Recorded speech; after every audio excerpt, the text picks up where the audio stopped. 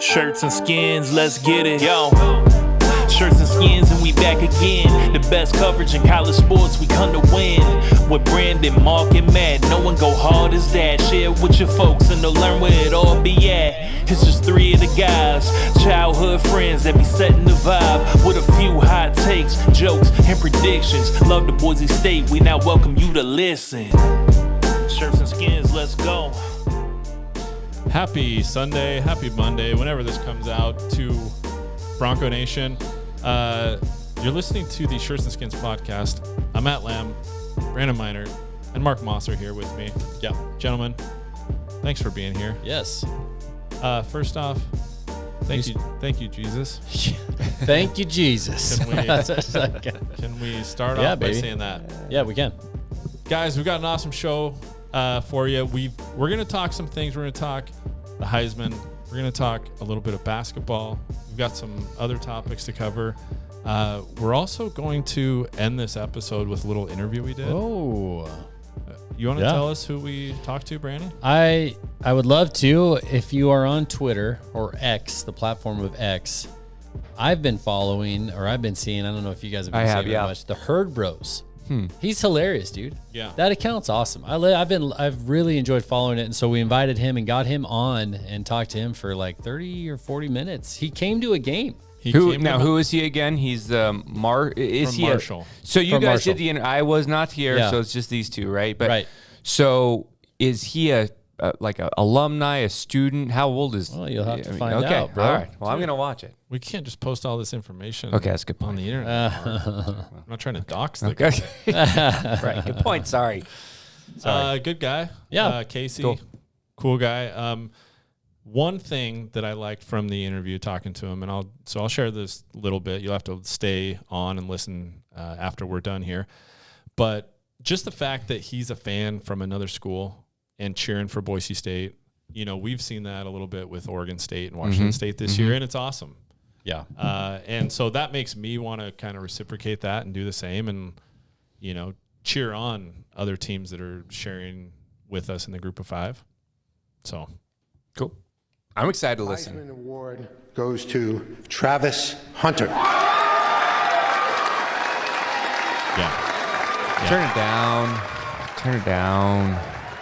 Dude. Oh, man. How do... Turn it off. Turn it off. Shut it off. What do you, did you guys watch it? Yes. No, I was at a work didn't party. I was watch at a it? work party. I was Really? at a work Christmas party. Yeah.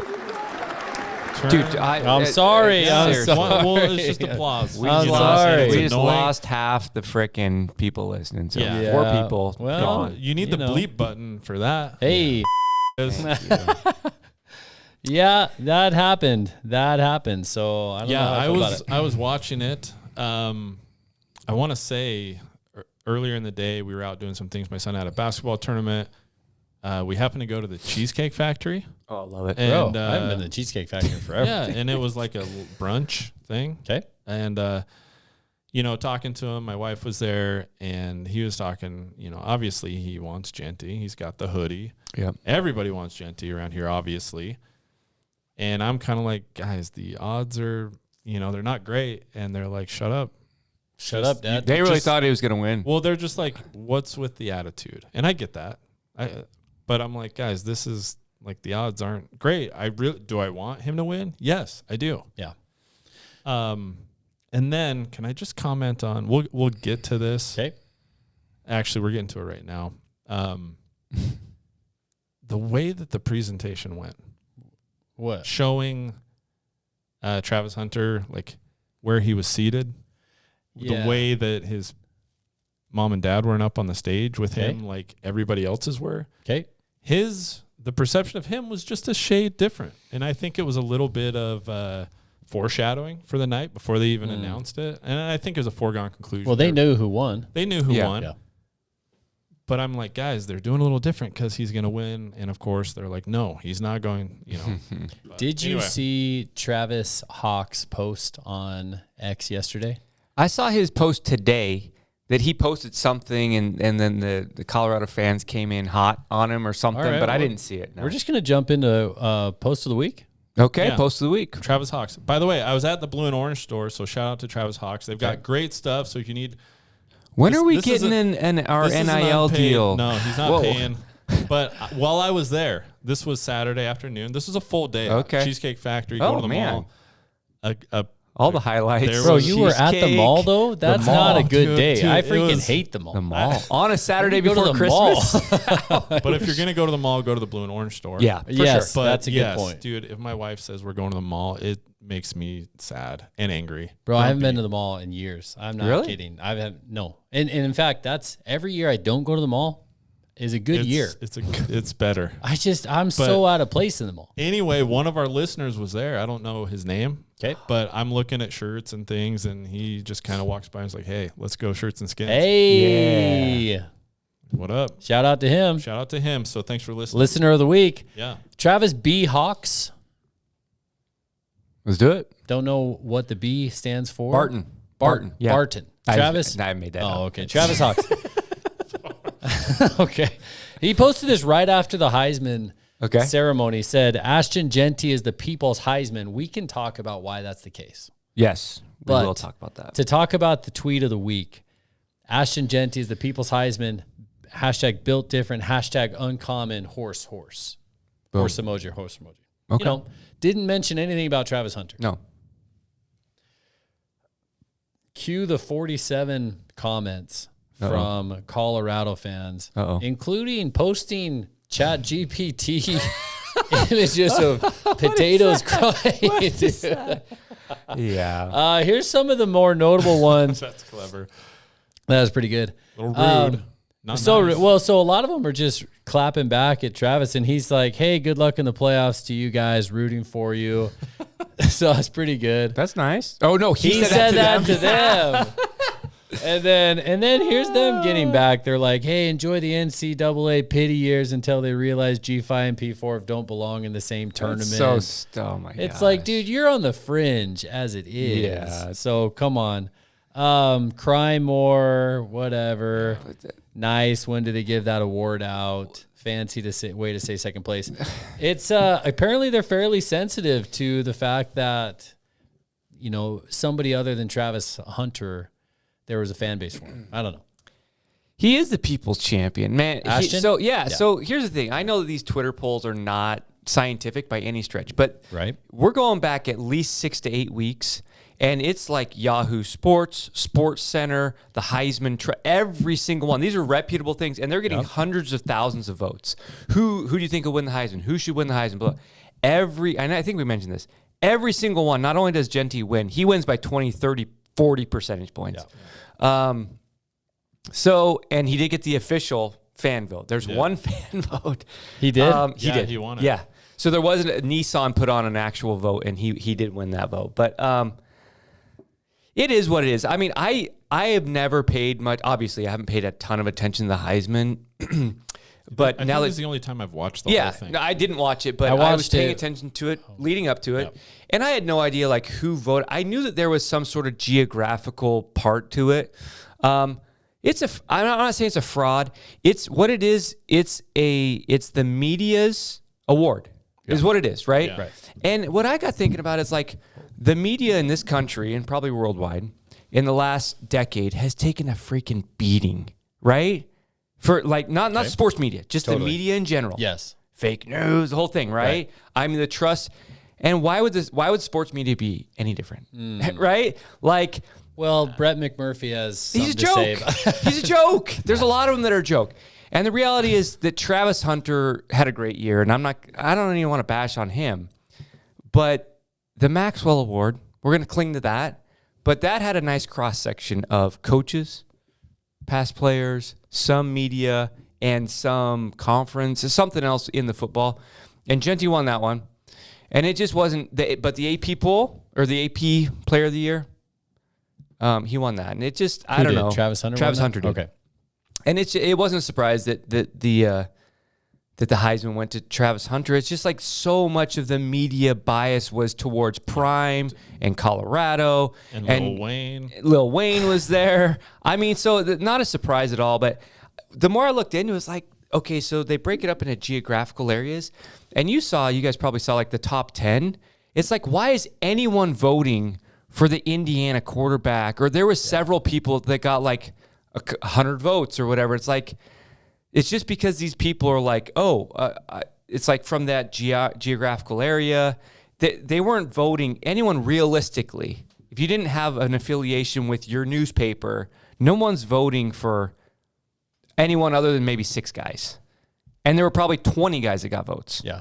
I don't know. I lost obviously sour grapes. I mean, I never thought, and I was on this podcast for weeks saying, he's not going to win, guys. But the closer it got, and he just kept producing. And the biggest thing for me is that he was, and this traditionally has been, he was the best team. He carried his team to the playoff. And that's always what it's been, the best quarterback on one of the best teams. Could he be the best individual player in the playoffs? Yeah. Well, I mean, he's the one that has the best player Heisman-wise, right? But he is. He just, I don't know. The closer it got, I was hoping. And then the Maxwell thing came out, and I was like, wow, that's big. And let's not, those are big. The Doak Walker is huge. And I hope the school gets like copies of those trophies to go in the trophy case as well. Sweet. I think they probably will. But so I had my hopes up. I wasn't betting that he'd win, but I was like, I think he's got a shot. And it was close. But it was disappointing when it happened. Yeah. It was.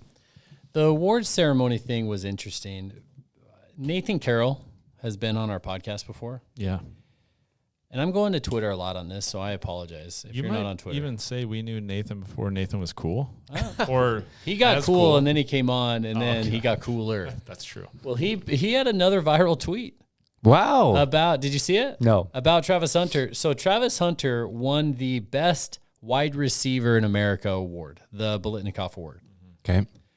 So given out to the best wide receiver in America. Yep. Travis Hunter's stats on wide receiving were good, certainly. Yeah. They were top 10. 5. They were top 5, I think. Yeah, they were good. They were good. Travis Hunter's defensive, he didn't even win the Best Defensive Back award. He wasn't even nominated for it. Which is wild to me. But then he won Best Defensive Player. Okay. It's some other award. Yeah. It's something a joke, but whatever. Nathan Carroll he retweeted that Travis Hunter won the Biletnikoff Award, which was so wild to me. There was tons of other receivers out there that had great years. He said, "What are we doing? Teixeira at the University of Arizona is a better wide receiver if you care about pure talent." And Nick Nash literally won the Triple Crown, meaning yards, touchdowns, and receptions. Triple Crown, man. That's huge. Just insane. One of the biggest robberies of my lifetime for one of these awards. 2.3 million views, almost 400 comments. For Nathan's? 1,000 retweets. Wow.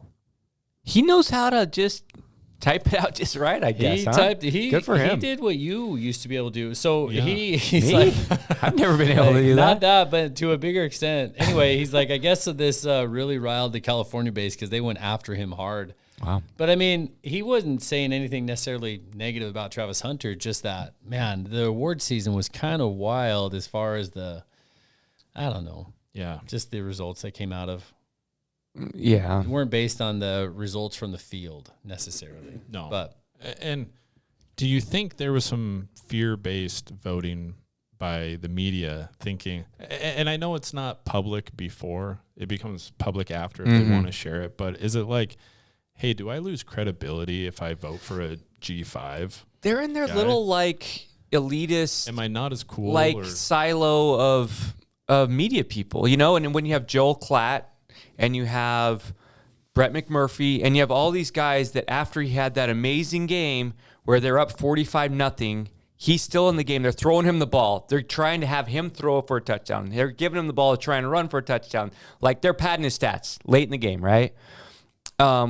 Which is fine. I understand what they were doing. I'm not going to bash on that necessarily, but that's clearly what they were doing. And then after that game, it's like, it's decided, it's over. It's going to be the biggest landslide ever. And that's the narrative. And then ESPN, like, they gave Jeanty some love this year for sure. But, I mean, it was just, when it's all like that strong in one direction, it's like groupthink, It's like, well, yeah, that's, of course, we haven't seen this. I think what played into it as well, the majority of the media are in the Eastern time zone. Yes. But Colorado's not, so. Okay. But still, I mean, the majority of the media, I don't know what time the Colorado's They had a lot of big started? noon kickoff. They just had way more. All right. Well, way more I think publicity. I think talking to one of the guys, the Herd Bros. Okay. He said watching your games on the East Coast is hard because it's a 10 p.m. kickoff. Yeah. So you got to stay up till. Well, if we ever kicked at 8, which we never did this year, but we didn't kick it all at 8. Are you sure? I'm pretty sure we had a few 8 p.m. No. Well, I think games 7. we had. I don't think we ever kicked at 8. Away games? Oh, I'm thinking home. We had some night games, but 7. I don't think we had any 8s. I think there were some games that started at 8. Maybe the Pacific time zone ones, but I don't Anyway, maybe. They're hard to stay up They are, for. no doubt. Even if it's 9 later. p.m. for Eastern time zone, you're at the end of the day on the Saturday. You've already watched, 10 a.m. start times, 12 p.m. or noon time start times, 2, 3, 5, whatever, primetime games. And then now you got to watch another 4-hour game with Jeanty at 9 or 10 p.m. at night. Yeah. Nobody's doing that. No. And I think the media there was like 2,000 voters or something for the Heisman. No, I think it's like 900 and something. Was it? But they all get 3 votes. Were 2,000. They all get 3 votes. Yeah, it's 900. Well, it's certainly not the majority Heisman winners. There's only 90 Heisman winners, and obviously a number of them have passed away. And so the majority are going to be media members. Yes. I'd be interested to see what the breakdown was for Heisman winners. Did that come out at all? I don't know. I haven't seen it. I'll bet Jeanty won that. But you saw the geographic breakdown, right? I did, and it was pretty close. But it was the West. The West, Jeanty won. Yeah. Yeah. So. Yeah, it is what it is. What a cool experience. I mean, I think it was cool that I think some local, so Bronco Nation News went up, and I think Jay Tust went up. What a cool experience to go see that, legitimately having a chance to win the Heisman. I know Kellen in 2010 finished 4th. Yeah. I don't think anybody expected him to be number 1, but this legitimately was the first time I've watched the Heisman since Reggie Bush and Vince Young, 2006. I mean, that's 20 years almost, dude. Did you see where he said he practiced his speech? Yeah. Which I think you should do. Should. Anyway, yeah. You should. Yeah. And so, I don't know. Yeah. What are you trying to say? That I think it just hurts. And I think it hurts, obviously, him too, right? His expectation was, I'm going to win this. Yeah. And they interviewed him. I think, BJ and Jay Tust interviewed him after. And, they said, basically, is there any consolation that you won the fan vote? And he was kind of like... Are you talking to Jeanty? To Jeanty. Oh, okay. Yeah. Right. Sorry, they were talking to Jeanty afterwards. I'm like, is there any consolation that you won the fan vote? And he just kind of glossed over that and was like, yeah, that's not the award, though, right? Yeah. When you lose, move on. Just move on. And so, there's the big push. You've seen the saying, please count us out. Yeah. Travis Hawk's making T-shirts saying, please count us out. That's one more thing that's, we've been counted out from. And is that great fuel going into the Fiesta Bowl? I think so. And he said 100%, that's just extra fuel on the fire. So you can take away some stuff like, yeah, the loss sucks, but there's still more left to be played. And that's exciting. We didn't expect to win the Heisman. No. And so nothing was taken away from us. No. But it was so close. It was close. It was close. Well, it was close. Sorry, go ahead. That's what hurts. So I remember Vince Young didn't win the Heisman against Reggie Bush. And he said that really got after him. Yeah. And they won the national championship game against USC that year, much because of what Vince Young did. I don't know how much it motivates those guys. I know that specific scenario was different because they were playing against the Heisman winners at the time, and USC was just so red hot. I don't know how much it motivates you, Ashton Jeanty, if you say you lose the Heisman, that you're just going to go out and ball out and play and lay everything on the line. I don't know. But, okay, sure. He said it would. All right. Yeah. Yeah. So it's just back to what you're saying, Matt. It's so hard because it's awesome to be a finalist and to be there and the experience and the press that Boise State got. And I know it's been said many times, but it was awesome to see them in Times Square. And he's the only one repping his blue and orange. That was amazing. You know what I mean? And did you hear a little bit of the story? Yeah, that they were all supposed to. Yeah, the pamphlet said wear it, and so he was like, I guess no one else read the pamphlet, but I was going to wear it anyways. Yeah. But at every turn, he was repping Boise State. wearing the gear. He spoke so highly of the school. Like, he is such a good ambassador. And he's not going to be one of these guys that when he gets to the NFL and they're the starting lineup and he says, Lone Star High School. Yeah. He's going to say Boise State. You know what I mean? Like, he's a proud and player from here. So it was just so awesome. But the thing that makes it so tough was that, one, he was so close. But two, it's like, man, the difference between winning it and second can be close. But the difference between being a winner and not is just... It's immortality to close, and it's no one's gonna remember that you were set. You know what I mean? But he won't be there every year. I mean, it's just a bummer for him because when does that come around again? Right, never for him, but likelihood of for us again. So that it's a tough one. It's a tough one, and such a good kid. But back to one of the. Sorry, I just had to say this. One of the things that bugged me a little bit as I read, so a lot of people, media people, after it came out, they posted their top three. Yeah. And then there was a couple that explained it, and then there were a couple people that wrote articles. NBC Sports, Nicole Hour or whatever, can't remember. And what bugged me was some of their rationale for why they voted for Hunter. I didn't feel was sound. If you feel like he's better for sound reasons, fine. But it was someone put up the whole Mountain West. He's doing this against Mountain West. Which, okay, but you saw what he did against everyone else. Washington State, Oregon, whatever. And the other one was just, the Big 12 was not great. And not only was the Big 12 not great, Colorado State played one ranked team. Colorado played one ranked team this year. Who was it? BYU? No. Kansas State. Okay. Do you know his numbers? Someone look up his numbers. He had 3 catches for 28 yards in that game. And then I hear people saying, he was amazing all year. He had 2 games where he had less than 40 yards receiving. Yeah. He wasn't amazing every game. So don't tell me that. He wasn't. He played one ranked team. We played in the Mountain West. We played Oregon. We played UNLV twice. Jeanty frickin' took us to the playoff. Yeah. You know what I mean? His worst game was 130 yards, and he played 2 quarters, and that was against an FCS team. Yeah. So, again, if you think that Hunter was the winner, fine. But don't tell me it was because of the competition. Strength of schedule, they were I think we were 62nd, and we were 72nd, and they were 65th. It was equal. Basically equal. If he would have broken the yardage record, he would have won. He would have won. I guarantee it was that close. Problem. If he would have broke the record, he would have won. And we can talk about that in a second. But that just really bugged me. Because if that's your reason, that's not a valid reason. It was just the patch on his jersey and prime. But it's that wasn't it. He didn't dominate every game. Why didn't his parents sit there? I didn't look into that background of that. I thought that was really odd. Were they there? Because I don't know. No, I thought he said his dad wasn't was there. She was talking. Okay. Are they maybe divorced or I don't know, but you think and again, we don't know the story, why he's not there. Could be a number of reasons. But you got to say, is it work related? I don't know. You think any employer would say your son's going to win the Heisman. That seems very unlikely. It could be an illness. On a Saturday? Thing. Yeah. I don't know. And if so, that's too bad.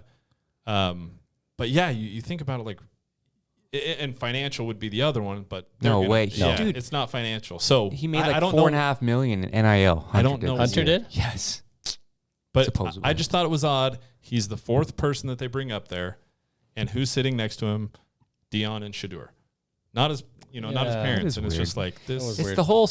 Yeah. And Lil Wayne's there. Lil Wayne. So what has Lil Wayne done recently? There's some conversation about Colorado that I think is interesting because they were. It would be good to have Dave Southern come on again and discuss it, but I wonder how the Colorado fan base feels. They have to be on riding a high right now for sure. How long will Deion stay there? He ain't staying there. I've called this correctly multiple times. I'll call it again. He's not there in 2 years. I'm not sure he's there in 2 weeks, but he's not there in 2 years. So he's going to the pros? Or Cowboys? Anyone. Yeah, Cowboys maybe, but I mean, he's going to be a hot commodity. Just take Travis Hunter and Why would he Shedeur? stay in Colorado? I don't know. He's Why not staying in Colorado. Why? He's Why just not. He's Why just not. I'm just telling you. Okay, why? It's cold. Yeah, it's cold. It's not. He's not from there. He doesn't it's just, I can just see. Where is he from?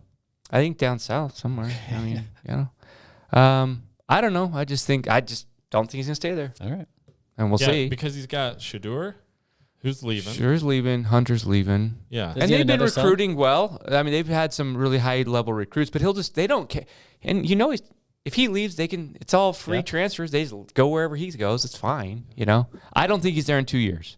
If this podcast is still around in 2 years, mark this down. time right now. All right. I don't know. I mean, he can win. Big 12 isn't great. So, I mean, I feel like he can win there a lot easier in the SEC, but I just don't. It's not big. It's prime time, man. He's big. He's prime time, right? And I don't have really any issues with prime really at all. I just, in this context of the Heisman race and how that affected it, I don't love that, but I don't have a problem with prime. I just think that he's destined for like the biggest stage possible. Yeah. That's my biggest Can we thing. talk about the transfer portal? Sure. There is a team, Marshall, out of Huntington, West Virginia. Okay. And they won enough games to go to a bowl game. Now, after the season ends, something called the transfer portal opens up. And I don't know when it closes the exact date, but it closes on the day the bowl game plays. So the transfer portal opens up, and then and then the day they play their bowl game. So they had enough people on their team opt into the transfer portal that they had to forfeit their game and withdraw from the bowl game. And they pulled a 5-7 team to They take pulled their place. a non-bowl eligible team, technically, I guess. Yeah. So what happens with the bowl money? Right? They don't get the money. Yeah. They don't get the like gifts and the swag and all I think that you get it stuff. when you show up, right? Yeah, you got to play. Yeah, they're definitely not getting that. That's such a problem. Like, why is that still, like, why is that a thing? Why is the transfer portal opening? Because Penn State's backup quarterback. I saw that today. Who plays? It's not like a Malachi Nelson thing.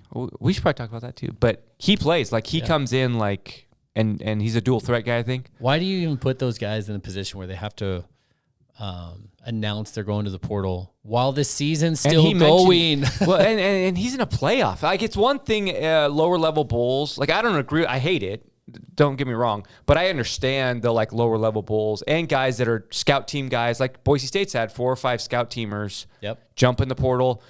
I don't know if I would do that. I mean, you get the chance of a lifetime to go to, even though you're not playing, to be on the team, to go to a playoff and whatever. But I understand they're in a tough situation, especially if the coach has said, "Hey, you're not going to be playing here next year either." But the thing is, if it closes before the end of the season, what do? You stay on the team, right? I mean, you can't do anything else. Yeah, I mean, there was, I don't know, there's people that quit during the middle of the year and say, I'm going to enter the portal at the end of the year, and they just quit. But for guys that are playing that, the timing is all messed up with all, it's messed up. And we know it has to do with the semester starting. Yes. Right? Right. Like, hey, kids have got to figure out what school they're going to. They got to get acclimated, situated, whatever. But what's the fix for it? How do you do it? You got to think. I mean, because the big thing is spring ball, right? You got to get enrolled so that you can play spring ball with your new team. Well, you got to, I mean, you have to be eligible. So if they start classes January 6th, there's a little bit of a grace period. Okay. But, I mean the playoffs going through January 20th. Now, granted, that's only 2 teams. So, yeah, I mean, I don't know. I just don't know how you visit teams and pick a new home. Well, and the thing without is, visiting like multiple with teams Malachi or whoever, it's like, if you're not in right now, I mean, right now, there's a lot of spots available. Every day you wait, there's less spots available. Like Miller Moss was the USC quarterback, lost his job. He just committed to Louisville, right? So, like, let's say Malachi. Let's just, for example. He declared, right, for the portal. He's in the portal. Yeah. He's not with the team. Right. Which puts us in, I mean, he's one play away from playing. So that one's tough, right? But it's not like he was a scout team guy. He's in the 2 deep. So that one's tough. But, if he waits till after, I did see this, that playoff teams actually get the portal extended for them. They do. I don't remember how long it is, but they do. Well, then why didn't he stay? Because the spots. For the spots, right? So you got to get in so you can get a spot. I still disagree with that, because if you're actively looking at a guy, like if you're a team that's saying Malachi would be a good fit, you reach out to Malachi and he's like, yeah, I'm interested. Let's talk about it. Like, I really want to do this after our team's eliminated. Technically, they're not supposed to reach out if you're not in the portal. Okay. But I know, I'm just saying. Say it again. Say what? Yeah, I don't know. That doesn't make sense. And you feel bad for teams like Marshall.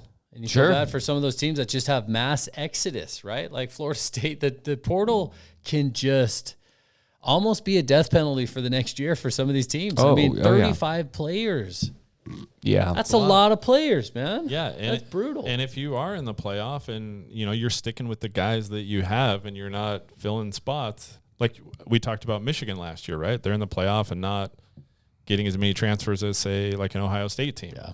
So the further you go, are you hurting yourself for next year? Yeah, that's what some of the conversation was because Michigan was playing in the national championship game. Ohio State had all the time to but those guys have such a big staff.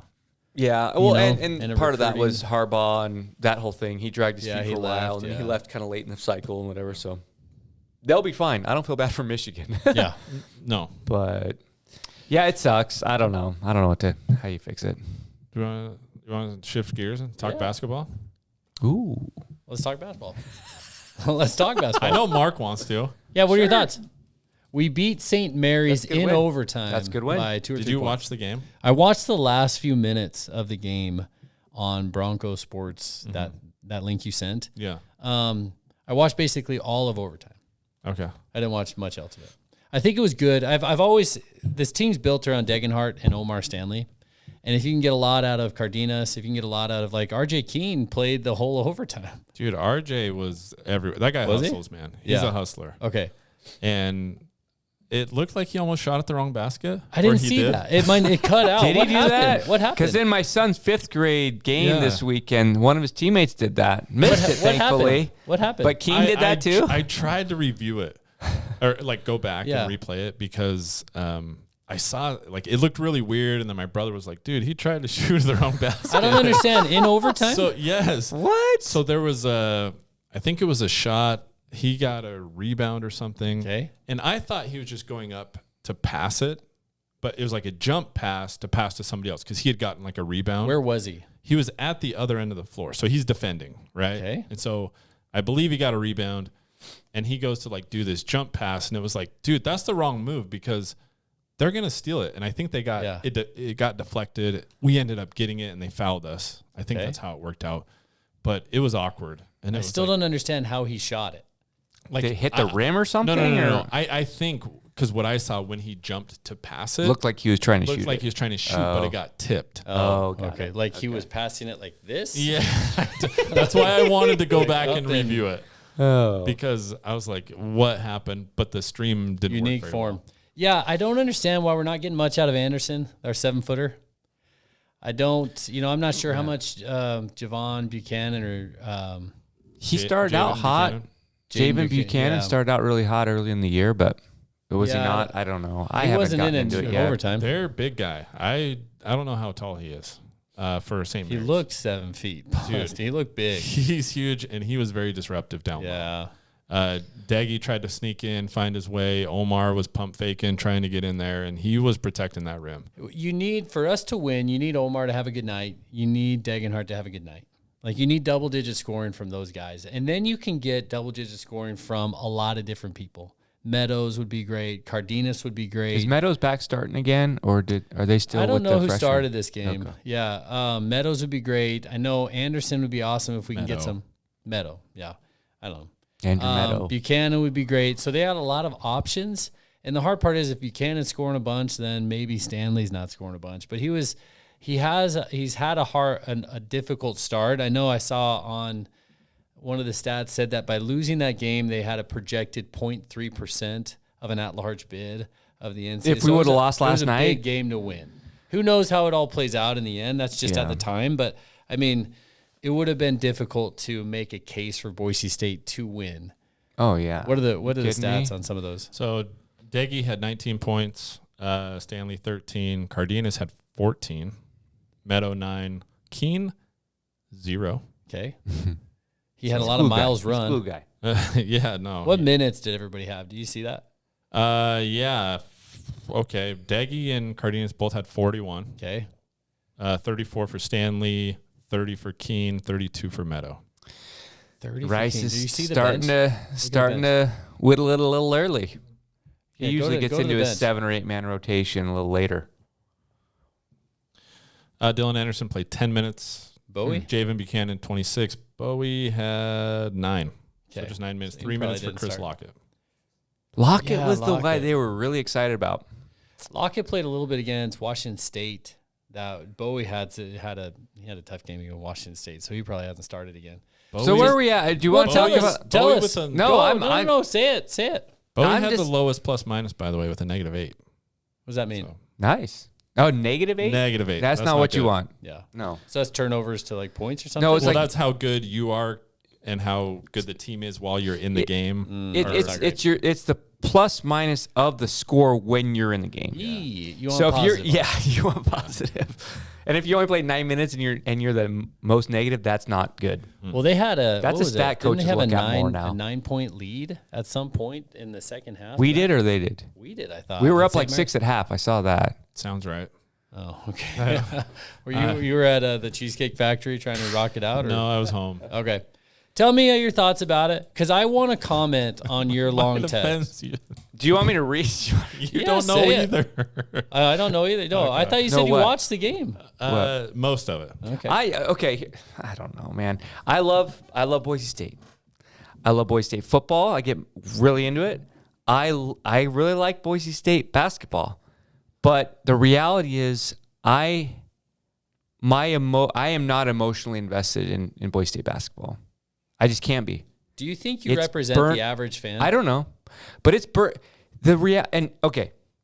I don't like you post anything like I don't post anything like this because it's just Leon Rice is the best coach we've ever had. Period. End of story. Okay. I'll start with that. Even better than Bobby Dye. Okay. Those are the two. He is. Okay. He's been here 15 years ish. We have one Mountain West tournament championship. We're 0 for 6 in the NCAA tournament. Many of those very winnable matchups. Which ones? I'm not sure. We've been in Dayton 3 times, so we're matched up with an equal team. Lost all 3. Northwestern, I thought, was a decent matchup. Memphis was tough. That was a tough one, and I don't remember what his last one was. Or what was the one was. That was Dayton. Tough. That was Dayton. Yeah. That's tough. That was a play-in but too? That was a Oof. play-in. I can't. His record, and I went through this last year, so we'll do it once a year and then move on. His record after March 1st is atrociously bad. I'm not sure he's won a tournament in the preseason that they play in the high school gyms. Has he? I don't know. He is as good of a coach as he is. I'm sorry, but he is not a good tournament coach. That's not even debatable. I mean, his winning percentage outside of tournaments in the regular season is good. And so it's like, what am I going to do? I'm going to get emotionally invested and involved, and I'm going to cheer, and I'm going to worry about it. I'm going to whatever. This is the year, Mark. And then we're going to do exactly what we always do, which is get to the end of the year. We're going to be a top 3 seed. We're going to lose in the first round of the Mountain West tournament. We're going to get a crappy seed if we get in it at all, and then we'll lose. And until it's different, why would I think it's going to be different? I will root. I will cheer. I'll watch the games that aren't on broncosports.com. I'll watch the ones on TV or the Mountain West Network because I have that on my TV. And I'll want to win. I'm not like anti anything, but I cannot anymore get emotionally attached. Well, when was the last to time these you got teams. emotionally attached? So remember, and you get mad at this, but like in the games when I text the group and I'm like negative, it's because I'm attached. Okay. Right? It's because I care. And it's like so frustrating, right? And I'm not doing it this year. I'm not doing it. Because I know how the season ends. Come on, Mark. We all know how the season's just do going it. to end. Do it for us. I'll watch. I think Go ahead. You've planned your rebuttal to that, which is fine. Yeah. I'm not saying I'm right. I'm not saying I'm correct, and I'm not wanting anyone else to feel that way, but that's how I feel. Yeah. Until it changes, and I just have no faith it will. All right, Brandon, you did the setup. Yes. You heard Mark. Let's hear the rebuttal. So I have a lot of feelings about that because I think Mark's both understandable and at the same time inconsistent. Okay.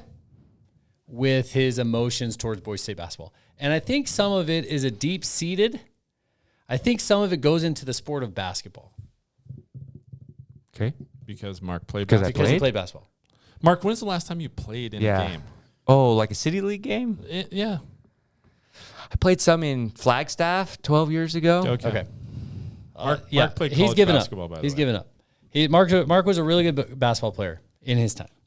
I don't know what it is about basketball that I think skews your emotion to it, because we've gone through similar seasons in BSU football, and that's never affected your buy-in or emotion or enthusiasm or anything. Like, we could be just like last year, or you say 10, like take the last 10 years after the Fiesta Bowl win. Sure. Okay. When we were just kind of in and out of Mountain West Championship contention here and there, just not doing much. Mm-hmm. You were at every game. Sure. In the cold. Oh, yeah. On the freezing No benches of all that stuff. And you were never like, oh, gosh, we're not winning the Mountain West Championship, getting to a BCS game. Yeah. We're not doing this. I agree. I know how it's going to win. But basketball, it's like, if the other team's going on a run, you're like, we suck, dude. We suck. And so I think there's an emotional connection there that skews it. I feel like I should be paying you for this, Brandon. Well, like a shrink. I think the inconsistency, I agree with Mark, because the football season lately has been a little inconsistent, right? Yeah. The last 10 years. Okay.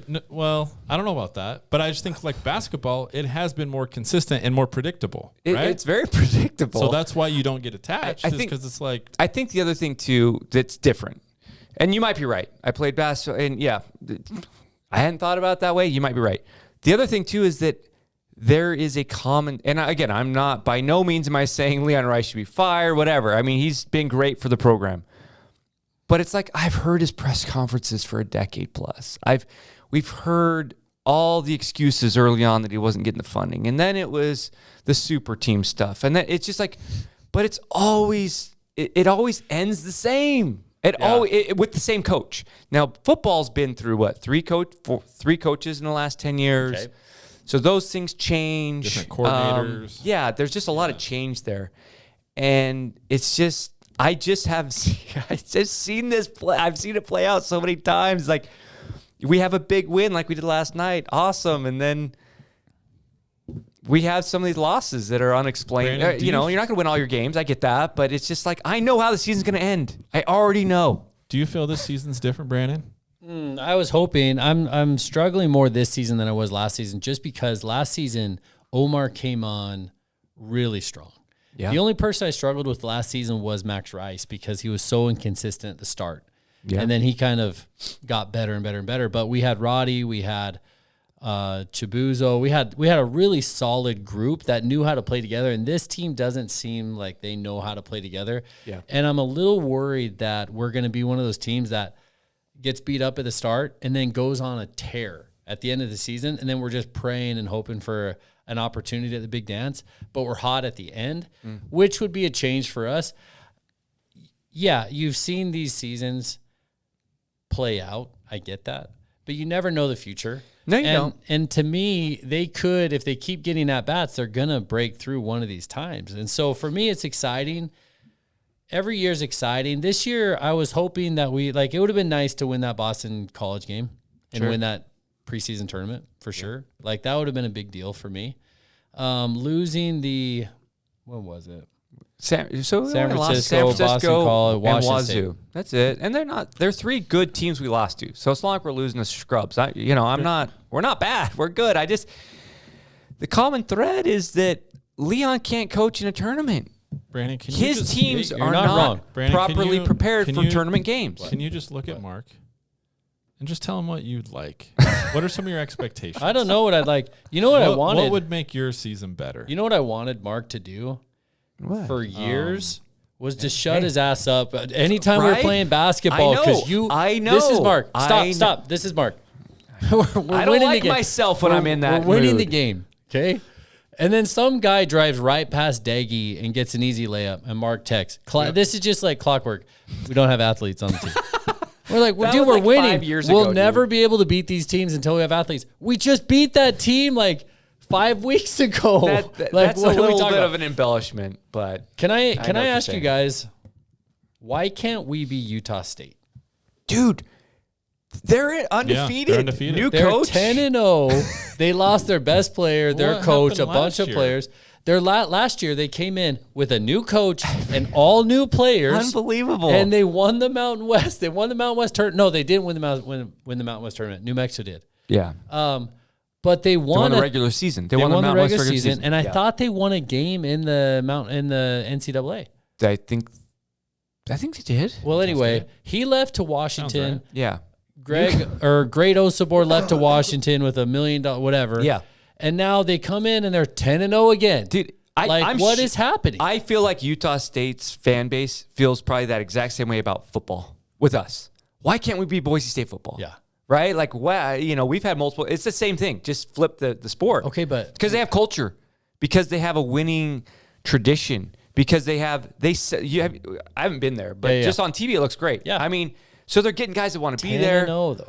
It's incredible. I mean, credit to them, but it's because they've built, Stu Morrill was there for like 20 years, and they've just built a winning tradition, and they recruit, and they're hiring good coaches, but aren't there cracks in the foundation when you have that much turnover, and now you got to redo everything all over again? You got to build the team all over again. You got to build the continuity. yeah, I mean, How do you do that? We'll see how. I don't know what they're paying the new guy. I don't even know who the new guy is. Doesn't matter. They're 10-0. Like it doesn't even freaking matter. But they're starting to invest, wild. dude. They're starting to invest. They just hired Bronco Mendenhall. He's getting paid double. that's true. Their He'll assistant leave after a pool year. is double what ours is for. Is it? Yeah, it's crazy. So, I don't know. It comes back to the culture, right? Even though you're having a lot of different coaches, the culture and the not continuity, but the tradition. It's what we have in football. Yeah. But they have it in basketball, and unfortunately, we have a culture in basketball too.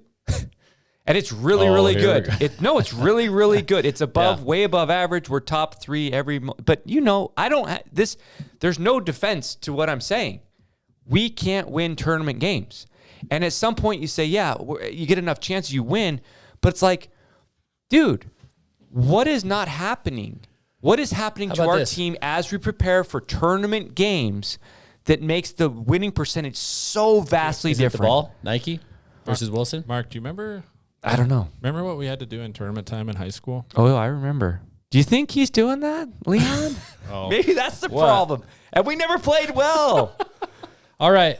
How about this? How about we go to the share? pack? How do we go to the? We had to wear a jockstrap. Yeah, our coach, you? Dad. Yeah. Our coach, and we love work. Coach. Yeah, I love Coach that didn't Kerfoot. work. Shout out to Dennis Coach Kerfoot. Kerfoot. Didn't Why? work at all. During the season, nothing. Tournament time, Yeah, because you got to man up. time to man up. Time to man up. Wear a jockstrap. Because men wear jockstrap. Which I don't know. Super I think- uncomfortable, so I think every- it just you know. cut off circulation Yeah. and like. You know Bad who wore idea. jockstrap? Moyer Bad always idea. wore a jockstrap, and I was like, "Are you wearing jockstrap?" He's old just 'cause? school. All Moyer's right. an old school All guy. right. I don't know. Talking about coaches, I have a little segment that I was hoping to run past you guys. Let's do it. What time? We're on We're 45 at minutes. 47 minutes. Yeah. It's the end of the season. Ish. Basketball. It's the end. No, this is football. Okay. And we are looking back at the coaching job that our staff has done for football this year. I'm going to read off some names, and I want you to tell me, do they deserve a raise? Okay. The same amount, or maybe give a little bit back? Ooh. That'd be so fun. That was sucks, They're dude. like, hey, you owe $80,000 to the school. Well, Gundy, did you hear what For- they said to him? Yeah. They're like, we're going to cut your pay and give it to NIL, and he's just like, you can go shove it. I don't know what ended up happening. Ultimately, Is that what he it. did? Yeah. Okay. He had to take a cut. All right, I'm just going to give you some names. Okay. Let's do it. There's some easy ones here, and there's some hard ones in here. Okay. Let's just start with the easiest one, Spencer Danielson. Raise. Give him the money. Holy cow. Give him the money? Yeah. I'm on record. The Boise State head coach at football should be the highest paid in the Mountain West. Period. All right. Just for respect of the position, of the tradition, he's leading. And the job he's done. So yeah, Give him a raise, Matt. double it, Dude. double it, Yes. at least 100%. How Although about, he made big time bonuses. Did you see that? was it 800,000 or 400,000 or what was it? It was like more. It was like 40% of his pay. Okay. Yeah, it was Good like for him. 400 something. Yeah, Good for him. I thought the bonus for going to a playoff game in a should have bye been way should've higher. than Way that. higher. Yeah, but they're like, yeah, we'll throw this in just in case. Yeah. What about this guy? Getting those guys back is definitely a plus, and we didn't have them in the first UNLV game. Will Mason be off the pitch count this week? Or? I'm not sure about that. That's above my pay grade. Jackson Woodard. Which isn't very much, by the way. That's a very low pay grade. Ouch, dude. What does he mean by Is that? highest paid He makes assistant what, Boise State? what? I thought 460. Yeah, I it said thought, 460. yeah. I thought it was only 400, but that thing said 460. Yeah. Well, I think he may have made. So he only got paid 11 months, Okay. and so he was getting paid for. But I mean, I don't know if any of us would settle for 460, but if you could pay him more to stay, Yes. I mean, if you could, but I think we know. I think he's not. Yeah, but you yeah, pay him more pay him more. to get Dirk another year. To keep Dirk? Yeah. Yes, 100%. yes. All right. Okay, we'll keep going down the line. You're gonna say take a pay cut, Dirk? Yeah, I'm not right. saying that, dude. Say that to his face. Just starting it. Here's a guy. How about this one? Jabril Frazier, the edge line coach. Jabril Frazier, prior player, really good player. Yeah. So he's in his coaching time. up guys like Hassanin, And Virgin Morgan. Virgin Morgan. Yeah, It's dude. a small position. Like that's like one position, right? Well, in his defense, Chenander's the defensive line, and Chenander's up in the box. So Right. during the game, he's probably helping doing a lot out, of that. Yeah. So he's the lowest paid, right? 140K. Okay. Did we see that? 140K. I didn't see him on that list of what I Oh saw. yeah, he was the lowest. So he was 140K a year. I think his position group produced well. Virgin Morgan, arguably the most improved. Oh yeah, on the no. whole So team I would this give year. him a raise, and I would take it out of someone that you're going to go. All right. But I would give him a raise. We'll keep going. I mean, because yeah. I mean, how much can you throw at a position coach? Because he's not the defensive coordinator. He doesn't have all the responsibilities. But yes, bump his pay. Okay.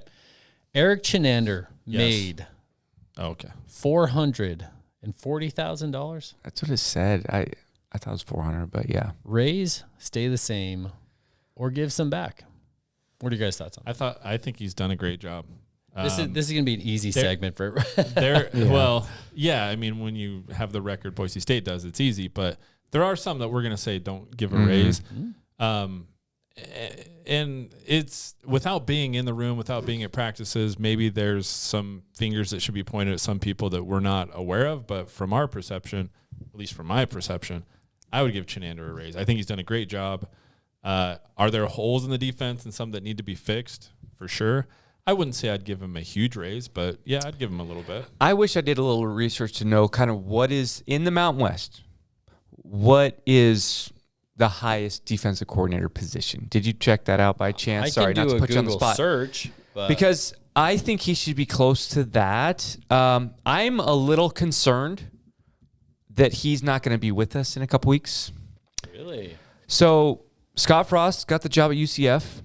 As you guys are aware, Scott Frost hired our quarterbacks coach who to be his offense coordinator.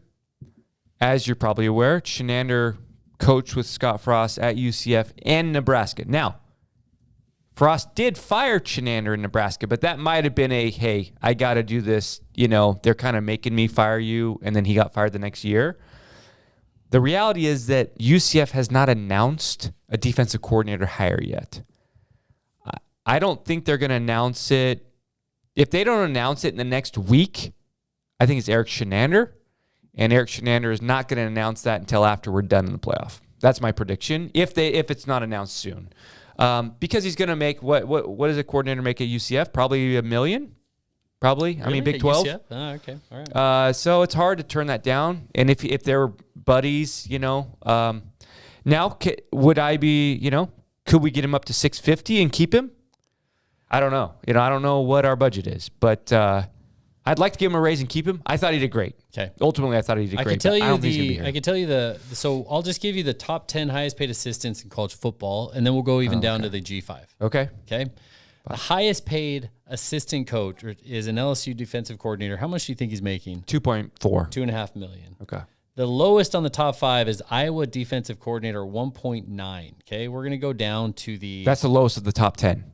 Is that what you're saying? the lowest of the top 10 in Okay. the P4. Okay. The highest paid position coach, Michigan defensive line. Oh, get out of here, advertising. 1.25, 1.286. Highest paid group of 5 assistant, South Florida defensive coordinator, Todd Orlando, 550. That's it? No, that can't be right. Todd Orlando, South Florida defensive coordinator, 550,000. Really? Yeah. So we're pretty close to the top of the G5 then. Danny Langsdorff is number 2, Temple offensive coordinator, This is according 503. to Football Scoop. Football school's usually pretty good with December with the 11th, stuff. 2024. So Yeah. I don't know. That's surprising. I would have thought there'd be North a few. Memphis Tulane. defensive and North Texas 475. So we're close then. Yeah, I don't know what the budget is. I'd like to keep him. I have my doubts.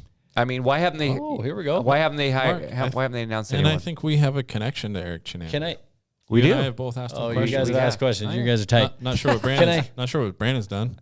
with I him. sent him some chats. I sent him some DMs. Here's the Mountain West. They have the Mountain West. Oh, And good, the number good, one good. is Eric Schmidt, San Diego State, defensive coordinator, 500,000. The number 2, Dirk Cutter. The number 3, Eric Chenander. Okay. The number 4, Jay Johnson, and then number 5. I like that. I like that we're near the top, and we should be in our conference. And then they have the highest paid staffs in the Mountain West, 1 through 5. Colorado State, San Diego State. Number 1, Boise State. Number 2, UNLV. Number 3, San Diego. Number 3, San Jose. Number 5, Colorado State. 2.88. So that's going to change. Utah State's already said they are getting, I think, 3 for their salary pool. So that'll change for next year. But okay, interesting. Right, I think we should be at the top. I mean, and the results. We are. Yeah. Yeah. Yeah. Okay. Good. Give us another one. I'll give you another one, bro. You want another one? Here we go. Give us Let's the go. one Mark wants. This is the one Mark's been queuing up for a long time. Cornerbacks coach DeMario Warren. Give him a raise. Keep him the same.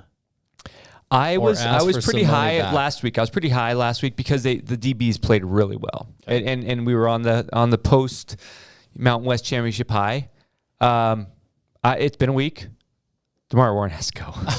Oh, He's got to go. So not just ask for money back. Just No, I think it's. I mean, unless you would have to. Obviously, we don't know what's going on in there, and we've said it. It's 2 years. It's out of 25 games. It's been a disappointment in 24 of them, basically, from his position group.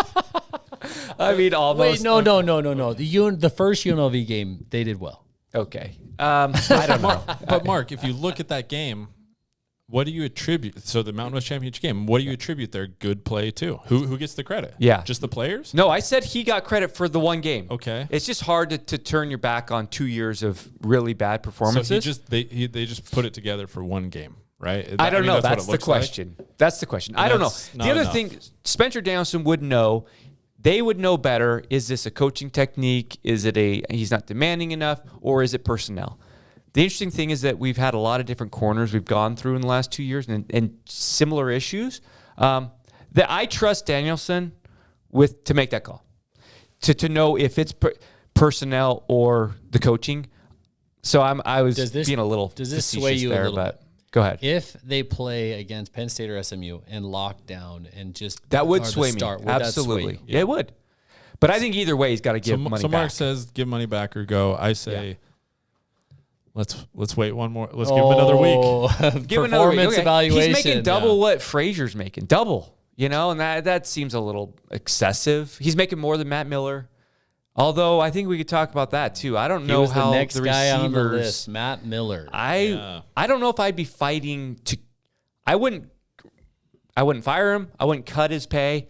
I'm not sure he's done anything to make a big raise from what his position group is on. We obviously don't know what's going on in the background, game planning, or whatever. But I don't feel like the receivers on paper we were really excited about them. I don't think that they were the strongest group. Most of what they did was block. Right? They blocked yeah, well. but when they so that's got there, important. when they got their opportunities, Multiple drops every game. I mean, deep balls. yeah, I'd keep That's him where he is. All right, Yeah, we'll keep going. Sounds right. Keep him. Yeah. yeah. I mean, if someone came and got him, Jason Eck got the job at New Mexico. Yeah, Kirby Moore's name was in the running for that. Apparently, Kirby Moore. He didn't get it. Well, I wouldn't take that job if I was Kirby Moore. Let's keep going down the list a little bit. Stacy Collins, assistant head coach, special teams coordinator. I think you can get. Inside linebacker. I think you can get better for less money. Yeah. Whoa. One bad year does not. It's just like he came in with so much hype, and it definitely did not live up to it. Why he's I don't know. I don't know. 350. He's making 350, right? That's a lot. It's a lot for a special teams coach. He certainly didn't earn it this year. I think we can agree that he didn't earn it this year. When you look at our his only loss, history is his special teams. Yeah. his history of being supposedly a great special teams coach buys him another year. But whereas Warren doesn't have this history, but he didn't earn it this year. There's some big knocks, right? The 2 touchdowns in the Oregon game, the kicking carousel. Like, what were we doing on kickoffs? And still no returns other than Dylan Riley. Yeah. Like, punt returns were a joke. Cooper Jones, I think, went for a total of 4 yards, maybe. Like the entire year? Yeah. There was not... Yeah. I'd probably take if we needed to, if Shenander needed... Okay, we need to give Shenander another $150,000 to stay. I'd take 50 out of his. I'd take 50 out of Warren. And I'd... Raise another 50. Yeah. That's what I would do. If I'm Spencer at the end of the season, I would want to get back to dominance on special teams. We haven't been a dominant special teams unit in a long time, since the early Pete era. And it's tough. It's hard when you're golfing to have driving and approach and putting all at the same time. I get it. But we need to get back to where we have a shot, because those close games, we've done incredibly well with punting. Keeping I think that's been consistent for a long time. But that's one guy that's talented.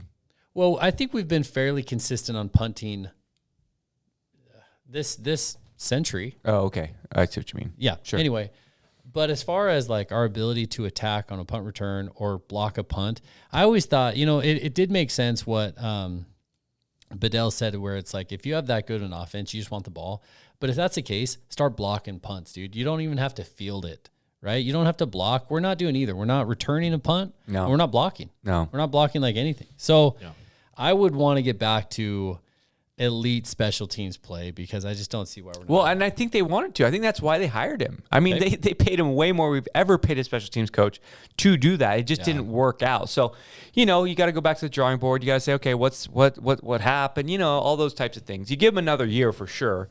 But if you had to find some money, what's he going to do? Especially it's late in the game, right? I mean, was he going to leave because you give him a $50,000 cut? That's brutal. That sucks, but that's brutal. Okay. Well, he knows it.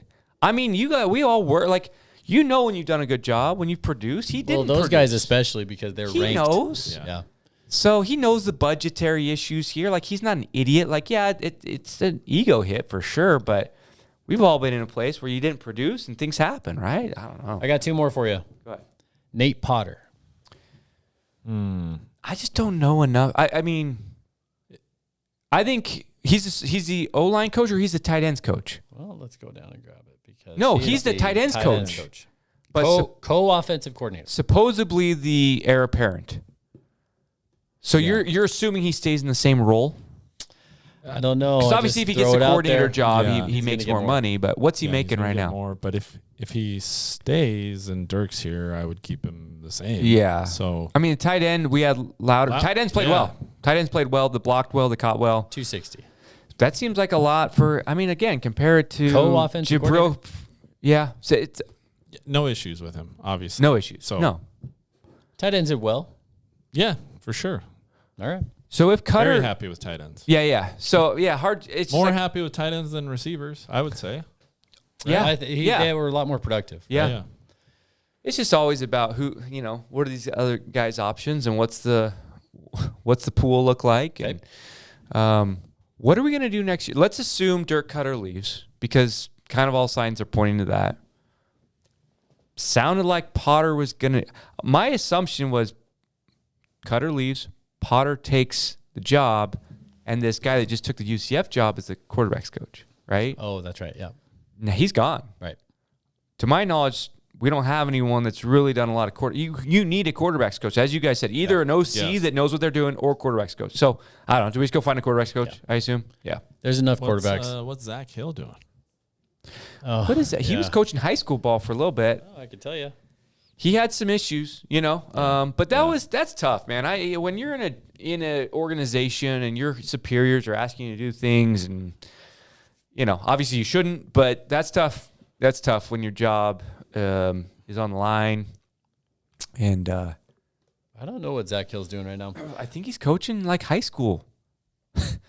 Give Get Grant Hedrick back here, man. Oh, dude, Grant would be sweet. He's coaching. All right, last name, Jeremiah Dickey.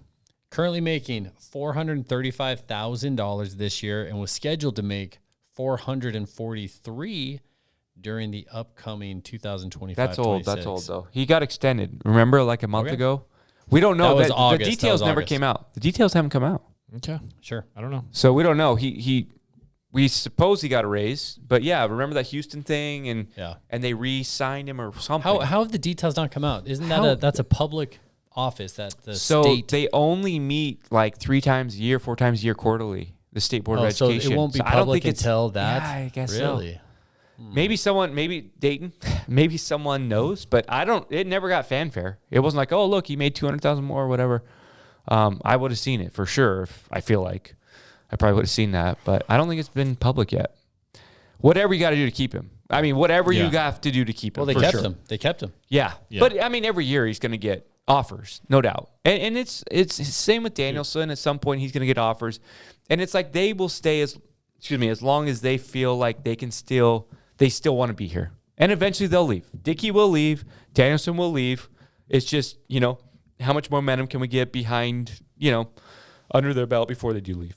Hey, one thing about Dickey, if you're still with us, still watching, listening, whatever you're doing, the interview that we're going to post after this, so stay tuned for that. But he mentioned, so the guy from the Herd Bros mentioned Jeremiah Dickey. Yeah. Right? And he said he stands out above all other athletic directors as far as his activity, like on Twitter. Oh, right. Being, like clapping back. being out there. Yeah. Sure. So, give the guy a raise. Give him whatever it takes to keep him here. Yeah. Question to you. Spencer Danielson makes $1.1 million plus bonuses. Right. What do you increase that to? I don't know what the budget top is. of the Mountain West. Okay, top of the Mountain West as it stands, Brent Brennan makes $2.3 million. So he's the coach at Arizona, so that's a year ago. That's not true. That's old. Well, is Jay Norvell making $2? He's making it says a little over 1.8 $2 here. Okay. I think he's making $2. Why is that? I think he needs whatever the top guy is. I think Danielson. I know he's young. I know why we paid him so little, but I think he should be paid at the top. It says 1.8. This is as of October 2024. Jay Norvell, 1.8. Okay. Sean Lewis, 1.7. Barry Odom, gone. Ken Niumatalolo, 1.5. Bronco Mendenhall, 1.2. Spencer Danielson, 1.1. So Broncos make. I thought What's I saw he he's going to be making 2 at Utah State. Really? Yes, Utah State is making some investments. Well, it's because they're so freaking tired of paying recruiting firms to find a coaching staff. So I think now Mendenhall has way more experience than Danielson, but I just think honestly, I said it before, the coach at Boise State, if he's good enough to be our coach, and we just went to a playoff, he needs to be the highest paid in the conference. Yeah. Can I tell you the lowest paid coach in Mountain West? That's got to be the Nevada coach, Choate. 435 or something like that. Oh, this says $1,075,000. Really? The Fresno guy says it makes $461,000. Who is it? Tim Skipper? Well, so he was the an coordinator. intern. He got inserted. Yeah. Because Tedford pulled Timmy out. Chang at Hawaii makes $700,000. Nate Hawaii. at Utah State was making $766,000. And so he that's was a also big- interim All right. guy too. Yeah. So Everybody after that's making over $1 million. So yeah, Timmy Chang. they should. Yeah. I got a quick question. Are we done with the coaching? That's all the coaching that I had. So a lot of good bonuses handed out this year. Yeah. I think they're all, yeah. Some fun Christmas bonuses. Oh, yeah. What is, so I know, let's roll, but just came to me here. North End Zone project starts after the Potato Bowl. January. This year. Next year. It'll be under construction next year, then it'll be ready in two seasons, So right? no North For End the Zone Pac-12. Will it be ready North in End Zone 26? seats? Yes. It'll be ready in For the 26. Pac-12. So one season it One gets out. season, Okay. nothing. Okay, we've talked about, hey, success, you got to build. What's the next project? It's got to roll into the east side, though. Isn't that what they've kind of said? I don't know. That's what I don't remember. I've read. We remember there's so many different iterations. I think I just heard Dickey recently talking about that's the next project. Yeah, that the North End Zone will flow like the next phase. It'll roll into that east side. Okay. Into the east side. Yeah, but there's no plans for that or nothing yet. No, we haven't. Yeah. I mean, So not they the better south. leave the troughs. That's all I gotta say. Troughs are No, by then we're gonna be big time. We'll buy one. We'll have some trough. Yeah. Ugh. Buy one for the Shirts some, and skins. some porcelain trough. I don't want a urinal trough in here. Come on, Matt. It's a collector's. Hey, I speaking of, did we get a goalpost? Yeah, Brandon, did we get a goalpost? We could take this on after the pod. I actually still think that the field is too far away from the stands. How do you fix that though? They said I know they it's can't a go flood down. zone, blah blah blah blah blah. But I still think that they should go down, and they can engineer a way to fix that. I really do. I think it's too far away. Well, they got budget. Oh, it is too far away, but I think it's too far away. I think I think I remember Dickie saying specifically like that won't never work. That's never gonna happen. I feel like I remember seeing that like a year or two angle ago. on some of those seats, like you get lower, they're like too low to the front. Yeah, right. I think You'd digging have to it go out way down. You'd have to go way like down. if you had a wall, I don't know. Well, you know how Utah State's is? It's like in the side of the mountain. It's like really cool that way. Yeah. I wish, maybe we're just too close to the river to ever, but I just don't love that about our stadium. Right. No, I mean, there used to be a track. I mean, there's room for a track. Yeah. Maybe you bring it to one side. Maybe you bring it closer to one side and you do something with, I don't know. Dig down one end, so it's a slanted field. Yeah, it's a slanted field. You're running uphill. Just do floor seats on the other side. People standing. Well, I don't know. Maybe. Yeah. you can't see. So the way you could do that Students would take it. is you'd have to remodel. You bring it close to the west side and then tear down the whole east side and build it and bring it closer. All right. Well, if That's the the east way you do side's it. junk. The east side is The east total side is junk. junk. But they're putting in the north end zone right now to connect. Like, there's no way they're going to do that. They can't do that. They'd have to. All these field level suites would not be centered. It's not. They're not. They can't do it. Yeah. They're not doing All right. it. Well, the complaint stays in. I agree with you. I agree with you. But I just think that they looked at it and it's like there's no way they can do it. I think it'd be great to get to the 40s, high 40s. If you could get to that number of people, 40s. yeah.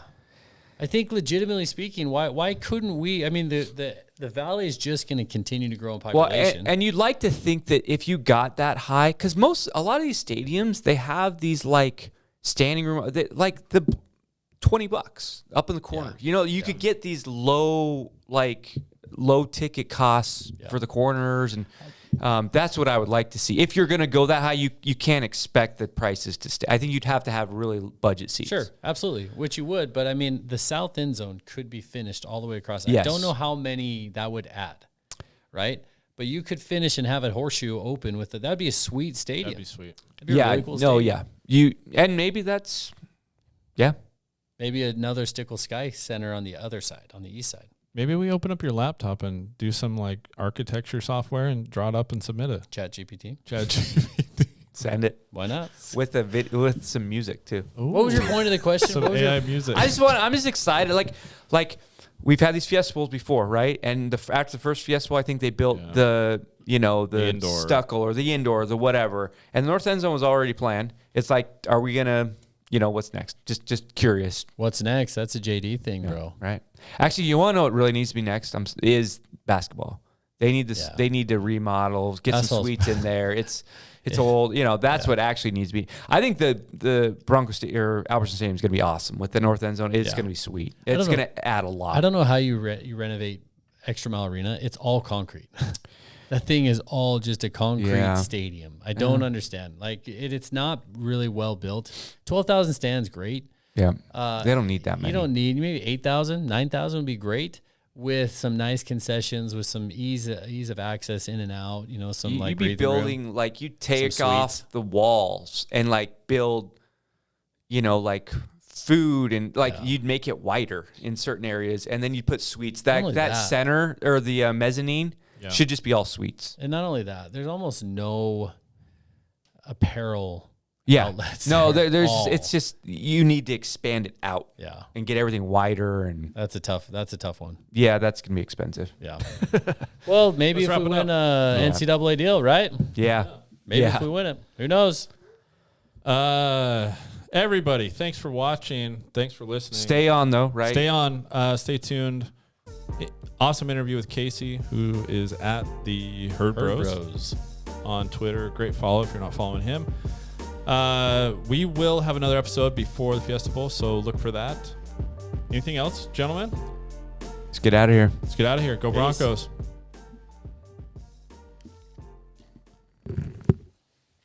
All right. So we reached out earlier this week to a profile that I've been following, or a bunch of us have been following for a lot of this season.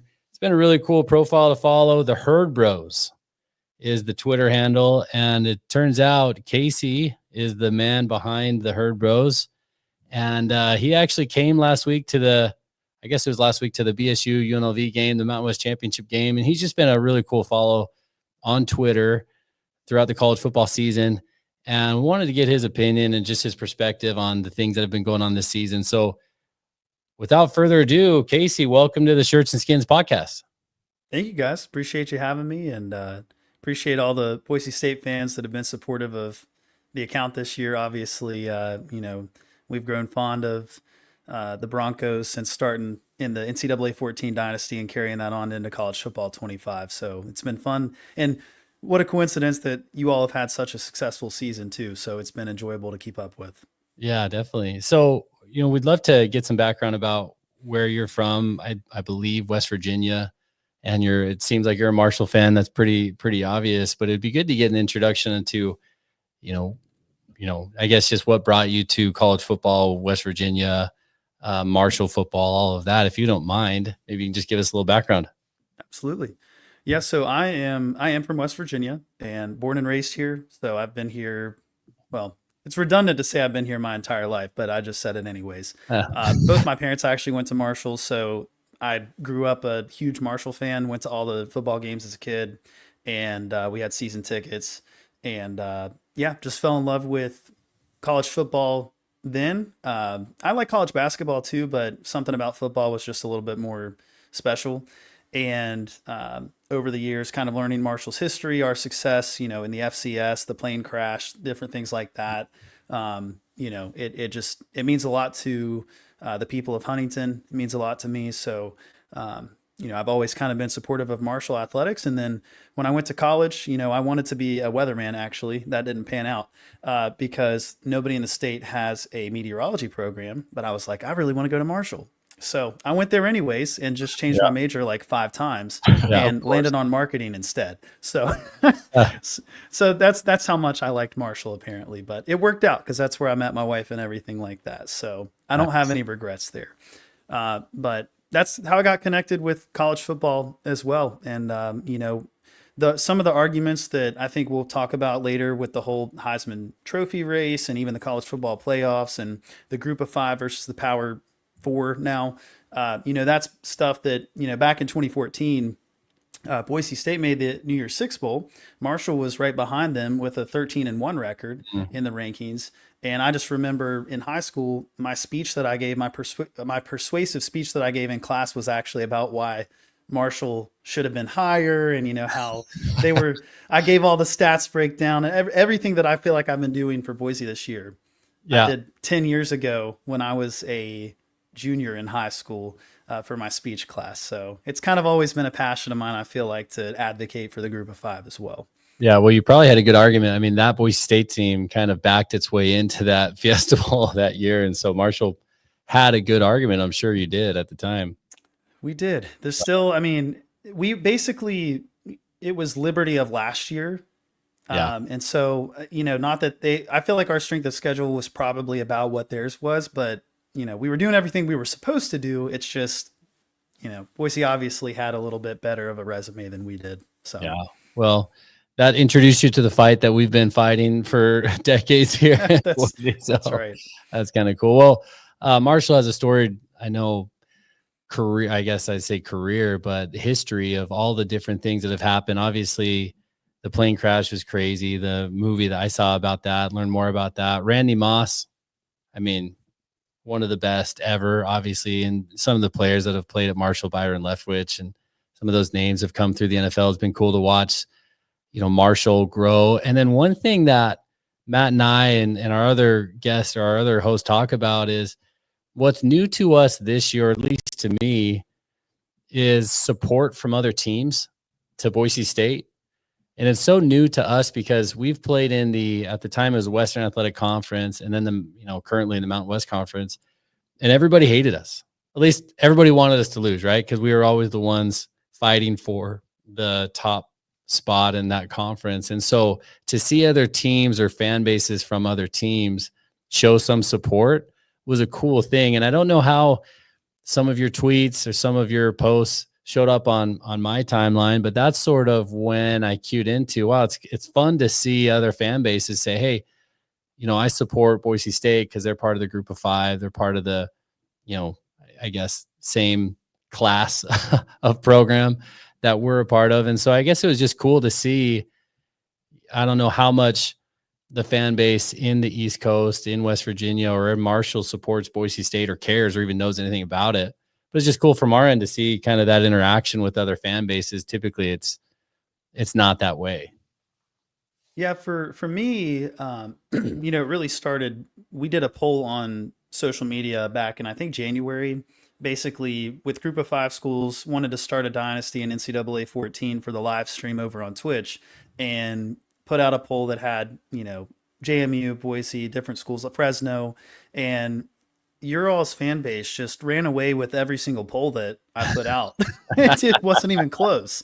Yeah. And so you all ended up winning that. I took over the dynasty there. And I feel like, you know, before the football season started, it was super engaging every time I would tweet about that. That's kind of what started the connection, you know, looking out west a little bit more, because I'm sure this is no surprise to you, and it was pretty inconvenient this year, but I stayed up late anyways. The Friday night games that kick off at, you know, 10 p.m. Eastern time. Yeah. It's just not great. And Saturday night even. So, you know, the East Coast, West Coast bias, I don't even necessarily know that it's bias as much as it is that it's just such an inconvenient time for Boise to be on TV that people are not able to watch it. And so it's hard to develop more fans, more engagement, more support for a Heisman Trophy, more support in the rankings when people can't have, I guess, a better access to watching those games live. So they're just seeing highlights, they're just seeing stats, they're just seeing the scores. So, and depending on how the game went, that might be a good thing, but it also, I think in this case, this season, that was a bad thing because people didn't get to watch Jeanty and everything that he was actually capable of. So, but yeah, I mean, in our community, like our Discord and stuff, I know there's a good handful of Marshall fans that are actively cheering on Boise this year. And, you know, from a group of five perspective, I'm one of those people that understands that we have a bigger war that we're fighting with the power conference, you know, commissioners and everything, and ESPN, and the way that they're trying to portray this divide between Power Four and the group of five. So I love it when a group of five team is successful. And even within our own conference, if it can't be us, it makes our conference brand better so that when we do have a good season, we don't have to advocate as hard for ourselves. So I love supporting other group of five teams. And I've loved seeing people jump on to support Ashton Jeanty in the Heisman conversation this year. So hopefully the narrative is changing. I think the playoffs has allowed for that too, because, you know, a lot more eyes were on that Mountain West championship game. It just worked out that it was such a big deal. The game that I was able to travel to this year, Boise, I wanted to come out to a game, you know, just generally, but the only home game that you guys had that didn't conflict with a Marshall home game where I have season tickets, so I'm like not going to miss that, was the Oregon State game, which was Friday at noon on Black Friday, day after Thanksgiving. And I'm like, I can't do that. I can't go across the country. So I thought that's the one I saw you, because you posted, hey, if this gets a certain amount of likes, I'm going to come out to a game. Yeah. And then I thought it was that Oregon State game, and then it turned out being the week after. Yeah, so there was no way I was going to leave my family and everything on like Thanksgiving holiday. And it was a weird game time anyways. So, you know, it worked out better. Like I was at work that day watching the game on my phone. So it just, again, another example of just really inconvenient timing for the actual game. But. So I want to know a little bit about the trip out to Boise. Was it your first time? What was the experience? I know you missed some action in the game because you were taking a break. Let us know about that. Yeah. So I'll start at the beginning, and I'm actually I tried to get some good, you know, recording a blog type style of the trip that I hope to be able to put out later, but it got so cold to where I just had to put everything up and watch the game. But I left my house at 1:30 Mountain Time in the morning to drive to the airport a couple hours away from my home, just because it had a better flight arrangement, and flew into Salt Lake City And as we were landing, the fog just got so thick that was around the lake. I don't know if you guys have ever flown into that airport. It was my first time west of the Mississippi. So really, yeah. Wow. Yeah, so we're landing, and I have a video of it because I had the window seat like on the the wing, and we're about to touch down, and the pilot just accelerates and goes back up. Oh, And I'm like, well, that's never happened to me before. And he comes on and he basically says, the fog was so thick we couldn't see the runway, so we're gonna give it one more try, and if we can't be successful, we're gonna have to go to another airport. Well, I had a connecting flight in 30 minutes, basically, and I knew that if we didn't land, I was not getting on that flight to Boise. So fortunately, it all worked out okay. But that was almost a massive hiccup for me. So, but anyways, I got into Boise around noon, I think, and I was able to connect with Riley Boyd over at the esports. With the esports group. Yeah, and he gave me a tour of that facility. Fantastic facility. That was incredibly impressive. And just even the fact that students can just come in there and play games on their own is very cool. But wait, they can do that? He told me they could. Oh, dude, sounds good. They've got enough. They got enough. They got enough setups in there for it. So, if I'm wrong, I'm sorry. You're gonna have a bunch of students walking in, but yeah. He basically said, I think open door policy. Obviously, I'm sure there's times when that's not okay, but. Great facility, very professional setup. He said their goal is to be the Alabama of esports, and hey, they got the facility for it, in my opinion. So it looks great. That was awesome. Really appreciated that. Got to walk by the zoo. I thought it was, it's fascinating to me that you guys have a zoo right across from campus. Yeah, go for it. Why not? Yeah, exactly. Although it was funny because I hear from some people that, you guys are a little protective. You don't want people moving out there. So when I tweeted that there was a zoo across from campus, I had some people that were like, well, actually, it's just a park and it's really lame, so don't come here. And I'm like, what? So dude, they were open. You go see the animals. Just whatever you want to do here in Boise. Yeah, no. So that was cool. They were open. It was like 25 degrees outside, and the ladies were sitting in the ticket booth, and I'm like, I just can't see who's going to the zoo today. Yeah. Doesn't seem like a good time for that. But I was able to go over and tailgate for a little bit. Met some really nice people over there. Got me some chili with the heater set up. But I made my mistake when I was tailgating. I took my gloves off, and I guess you guys had some weird inversion with the weather going on that day. And it was, I didn't realize it until the fourth quarter that there was so much moisture in the air. My gloves were in my pocket the whole game because they had gotten so cold at the tailgate that I couldn't put them back on my hands. And when I pulled them out in the fourth quarter, they were soaked. And I was like, they haven't been exposed to anything. It was just, that's how damp things were. So the reason I missed Ashton Jeanty's touchdown was because I was just trying to keep moving, keep myself warm. It was from where I guess the dew was just falling on my feet and freezing my feet. They were just numb. Yeah. And so I went to the bathroom to try to find some heat.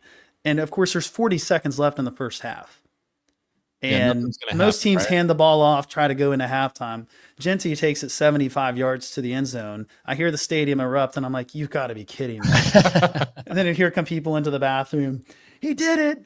Ashton scored again. I'm like, so that was very disappointing because that was his only score of the night. But obviously, I still got to. He put up 200 yards, so it's not like I missed everything from him. But that was a little disappointing. What'd you think? What'd you think of the game day experience overall? At the atmosphere in the stadium, it wasn't the best weather. It was freezing cold that night. It was brutal timing. Hopefully, you can come back in another early fall game. But what was your thoughts about the game? It was incredible. So every pennant that you see behind me is an away game that I've been to as a Marshall fan. And the only, the best authentic game day experience I've ever been to was Notre Dame, which you guys might have the chance to go up there next year if you choose to. And I would highly recommend it. It's just the band, the fans, not a lot of pop music going on. There's no ads at all because of their endowments. It's just a pure, authentic college football experience. So please go to that game. You'll love it. But for me, as somebody who, I like Boise and I root for Boise, but obviously I don't have the same connection that I do to Marshall, but I still felt that while I was there. and the fans were incredible. That was the loudest I have ever heard any stadium consistently throughout the entire game. Like, I mean, the fact that on first down, we were all like yelling and trying to be loud, forcing false starts and all that kind of stuff the entire game. Usually you see that die off after the first few drives. Yeah. And I don't know if it was just because that's normal or because what was on the line that game and everybody knew it, or, there's a lot of hype this season. So, I mean, maybe you guys can tell me if that's something that's normal for a Boise State game, but I was blown away by how engaged every single fan was the entire time.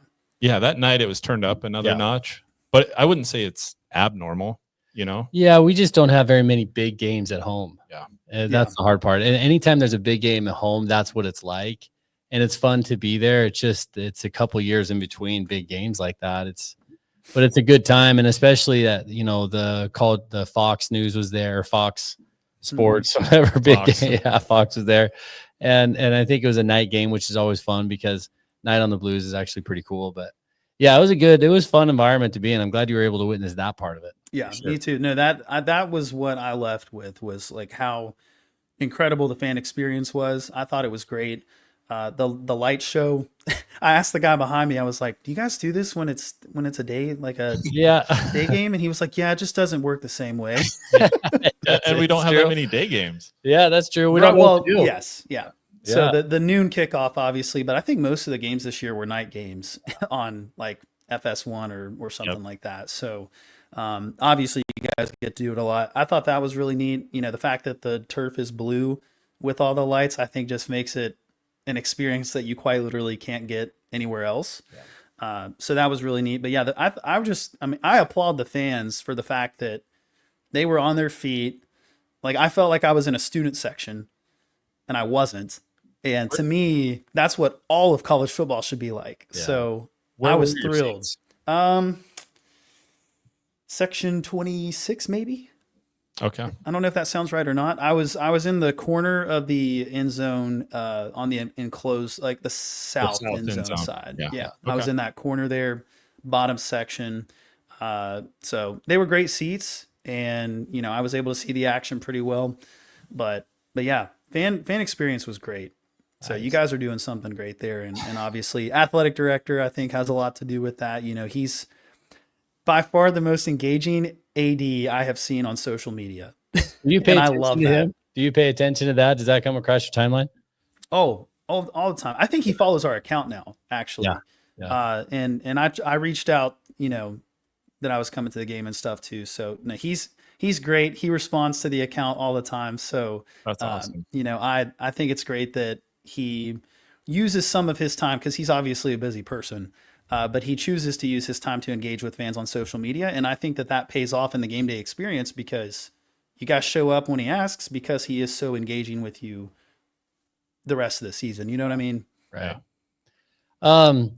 You've been following along the Ashton Jeanty Heisman campaign this season. And obviously the vote was last night. What were your impressions about just the season as it was going along? The ups and downs, your impression of Ashton Jeanty and his career up into this point. What were your thoughts on that?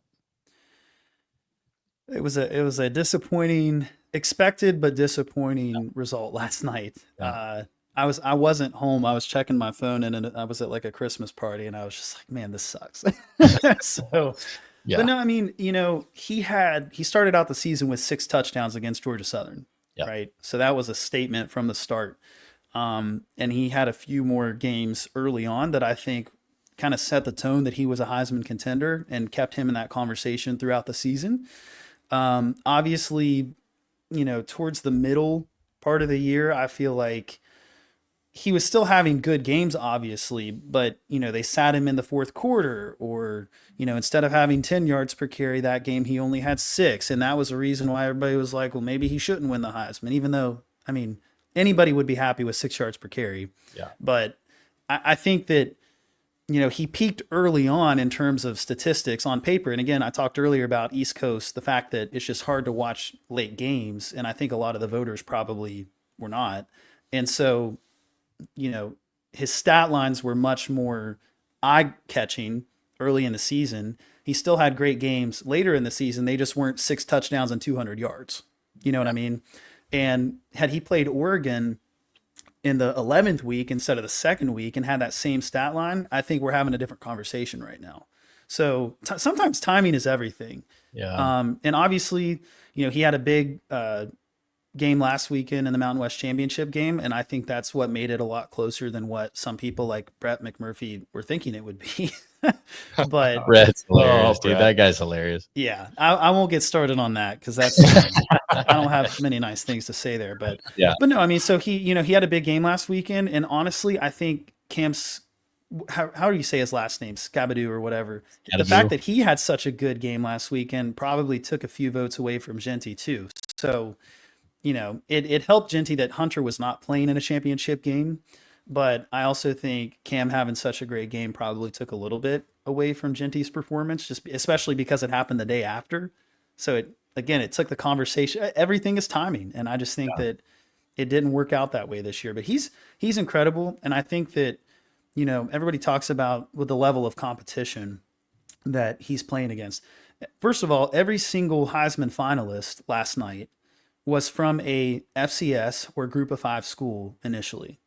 So I hate the conversation that talent does not exist at the Group of Five level or even the FCS level, because it clearly does, or else those guys wouldn't have been there. Now, Travis Hunter might be an exception because he was the number 1 overall recruit and he chose to go follow Deion Sanders at the FCS level. But again, still, all of them were originally at the lower level of college football, and yet they were in New York last night. But I think a lot of people tried to discredit Jeanty for the conference that he played in. And, I can only say so many times, he literally has played the number 1 seed in the college football playoffs, and he put up 200 yards and 3 touchdowns. I mean, what more? Yeah. What more do you? Everybody's like, he's going to get his first test in the playoffs against SMU or Penn State. And it's like, he played the number 1 seed already. What do you mean first test? So, the competition, yes, there might be more sporadic talent at the Group of Five level, but the stat that stuck out to me the most, and if you watched him play, was the broken tackles. And the fact that he could bust out like against Washington State, 70-yard touchdown run where he broke 6 tackles, 7 tackles in the first 5 yards of his run and then just took off. But he did that every game, multiple times a game. He would carry guys for 5, 6, 7 yards into the end zone. It was just, that's the type of thing where I was like, I have not seen that before. Yeah. And so that's what stood out to me about him. That's why I think he's going to make a great running back in the NFL. But obviously last night was a little disappointing. Yeah. I think we were incredibly lucky to keep him. That was something that we had talked about on this podcast for weeks leading up to the decision that he made. And then the Heisman is so interesting in that the media is the majority of the votes. Yes. And if the media, you'd say the majority of the population live in the East Coast on the east side of the Mississippi, can't watch his games or don't watch his game or have to put in a Herculean effort to watch the games. It's just, the odds are stacked, certainly against, a West Coast team that's not a USC or Reggie Bush type scenario. But right. And I do think that Boise State has the brand to create a platform for somebody. I don't think I need to say this. I think everybody knows it, but Boise is clearly like the blue blood of the Group of Five. Yeah. If you had to pick one, they just are. And so I think that the brand was there, obviously not maybe the same level as somebody like USC. But yeah, you're right. The what I didn't realize was how big of a gap there is in media versus coaches with the Maxwell and the Heisman. So it is interesting that Travis won the Heisman, Jeanty won the Maxwell, who actually votes on those things. And I mean, we've seen the narrative. You guys know the narrative from ESPN and even Fox and CBS, just for the power conferences, and the SEC and the Big Ten are so much better than everybody else. That's all we're going to cover. And so part of it starts there, is just coverage in general, showing highlights of players. And it was obvious where that was leaning weeks ago. So, yeah. Wanted to jump into another topic. This is sort of deep conversation on this part, but where do you see, from your perspective, Marshall fan, college football going for teams like Marshall, Boise State, any other team really that's not Alabama or Ohio State? Ooh. It's funny because Boise State has the 3 seed in the college football playoff in the first year of the 12-team playoff. And I think that has shaken things up already with the future of the playoffs because the SEC commissioner, the Big Ten commissioner, ESPN, because they have the rights to it, they're not happy with that. For whatever reason, they don't want that. I think it's great to have, even though we shouldn't be calling them a Cinderella at this point because they're the 3 seed, it's great to have teams like that in a playoff scenario because that's, deep in our hearts, that's what we want. We want them to win. So I don't care who you're a fan of. You want the Cinderella to win. Yeah. But I think that this year is going to cause a shakeup in the way that they restructure the playoffs in 2026. Unfortunately, I don't think it's going to be a good thing for teams like Boise State, for teams like Marshall. Maybe with the Pac-12 in the future for Boise, that might look a little bit different because you kept the naming rights of the Pac-12.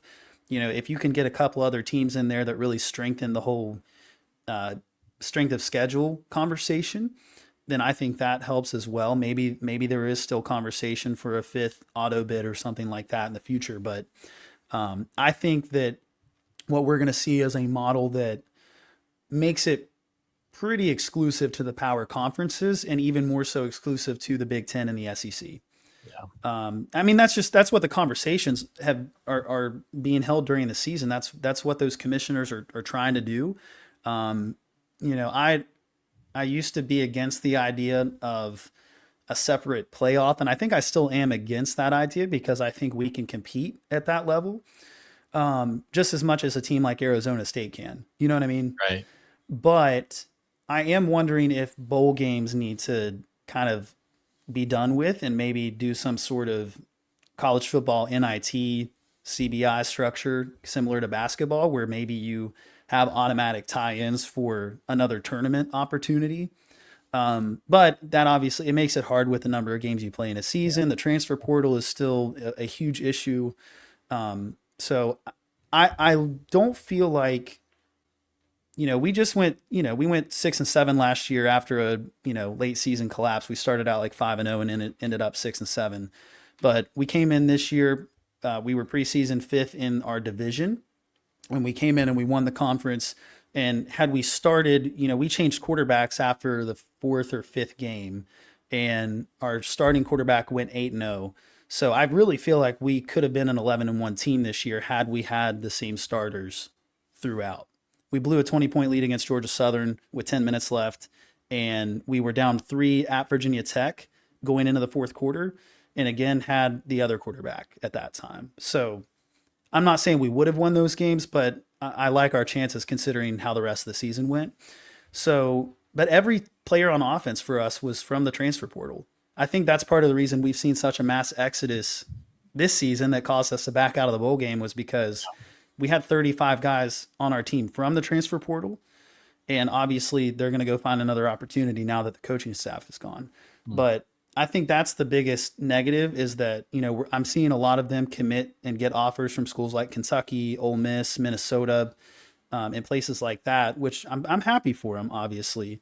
But that's the negative of the current landscape for teams that have resources like Marshall, like Boise, other group of 5 schools that just can't compete with the monetary resources of the Alabamas and the Ohio States. But we do benefit from the fact that they have 2nd and 3rd string players that have the size and physicality to compete in those conferences, but they don't get the playing time, so they want to come play somewhere else. And that's what worked out for us this season. So, I think the bigger concern for me is the current playoff structure. I just don't think it's going to last long because it doesn't benefit the power conferences the way that they want. Yeah. No, they'll punish us. They'll make sure that we don't, get in this opportunity. That's why leading into this season, we always thought this is it. If anything lined up, we have the players, we have the team, we have what we thought was an up and coming coach and turned out to be, and an avenue into it. And then the cards, the way they fell with some of these teams beating up on each other and the new entrants to the Big Ten and the SEC kind of beating up on each other. And, all of that really played into our favor, especially the fact that we won out. So, well, it'll be interesting to see what happens to the G5 and the group of 5 and the Power 4 and the Marshalls and the Boise States of the world. But either way, it was super awesome to hear from you, Casey. We'll probably have to figure out a way to go out and see a Marshall game sometime. You guys are coming to Huntington in 2027, I believe. Well, there you go. So hopefully that game is able to stay in place with the Pac-12 transition. I don't see why it wouldn't be, because it's not like you guys are going to go to a 9-team or a 9-game conference schedule or anything like that. So you'll have to make the trip out then. Well, I just want to say, Casey, you're, following you on Twitter, seeing what you posted, rooting for other teams, rooting for other schools like we talked about that are a group of 5 schools is awesome. And we've seen that like coming from Washington State this year, back to back, Oregon State, just new for us, just other schools rooting for us. It's a great example. And I think for me, probably for Brandon, we want to root for those schools. It makes us think about, hey, let's go to a Marshall game or whatever. It's great to see those bonds or those fans that you can unite with outside of your school, and that's okay. Not everybody has to be a rival, and that's cool. Yeah, no, it's been fun. I've enjoyed, rooting for you all this season, and I think, the playoffs will be interesting.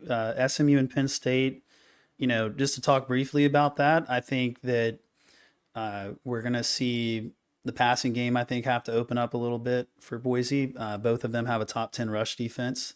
So, both will be a new challenge, I think, but I'm optimistic. I really think that the path is there for Boise to make a run. Even, I'm not saying they go all the way, but you've got Penn State, SMU, and then on the bottom there, you've got Indiana and Notre Dame.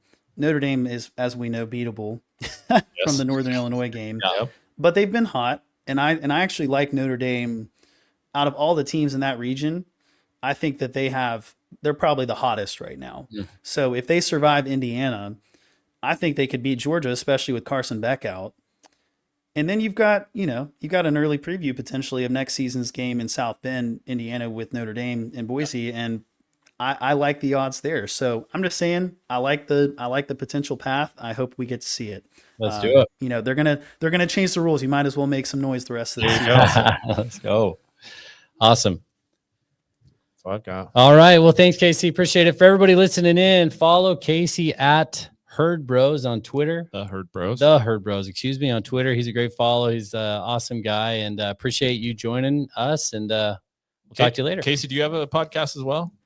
I do not. Not yet. You look like you're in a podcast studio. I've thought about it. Maybe we'll have that conversation. There you go. Sounds good. Thanks a bunch, Casey. Great talking with you. Thank you all. Yeah, thank you.